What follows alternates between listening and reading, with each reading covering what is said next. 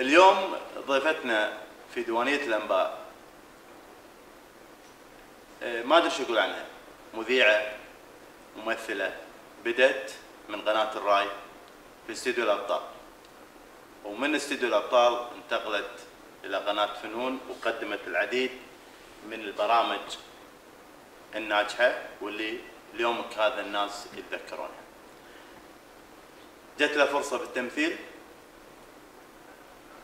جربتها واستمرت، واليوم هذا مطلوبة من المنتجين. معانا سوسن. ثانك يو فرح على المقدمة الحلوة هذه، وأنا اليوم وايد مستانسة لأني موجودة بجريدة الأنباء.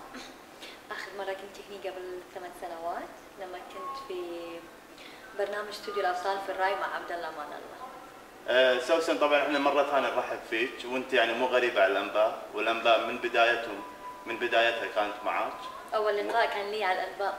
اي، فهذا الشرف لنا ان احنا اللي ندعم، ما ندعم الا ناس مبدعين ويبيضون الوجه، وانت من الناس اللي للامانه يعني استمرارك في المجال وتجربتك من مجال لمجال هذا دليل على انك انت تمتلكين يعني الموهبه اللي تخليك وتساعدك انك تبرزين اكثر واكثر في الوسط الفني. الحمد لله يا رب، بس ناقصتني الفرصه. ان شاء الله تجيك. ان شاء الله. بس نبي نعرف شنو جديد سوسن هارون؟ جديدي رصاصة منال مع الأستاذة هدى حسين، إخراج منير الزابي، مسرحية تحت الصفر، وعندي مع المنتج خالد البردال مسلسل سقف واحد. حلو. تجربتك مع مسرح طارق العلي شلون لقيتيها؟ راح أقول لك إنها مهمة أكثر ما أقول لك إنها حلوة، لأن طارق مسرحه يلف دول الخليج، يعرفك على ناس أكثر، تكون متواجه وياهم، ما في فاصل بينك شاشة. بعدين مسرح طارق لأنه في ارتجال فيعطيك الثقة وايد بالنفس. سوسن، السؤال اللي يدور في يعني بعض عقول القراء أو بعض جمهورك، سوسن كل ما تدش مكان يعني تكون مثيرة.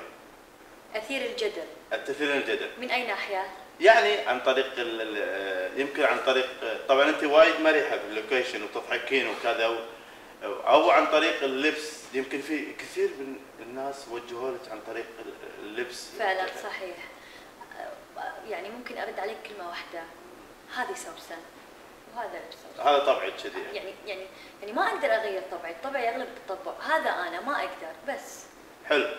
سوسن، طبعا احنا هذه طبعا فقره عندنا في قناة الأنباء، تلفزيون الأنباء، حابين بس توجهين كلمة حق قراء الأنباء، ونتمنى لك كل توفيق في أعمالك. أجمعين يا رب. تابعوني دايم، وإن شاء الله أني دايم أكون عند حسن ظنكم، وأوصل رسالة اللي أطمح لها أنا وتطمحون لها أنتم، ما أدري شو أقول لكم بعد، أحبكم وايد.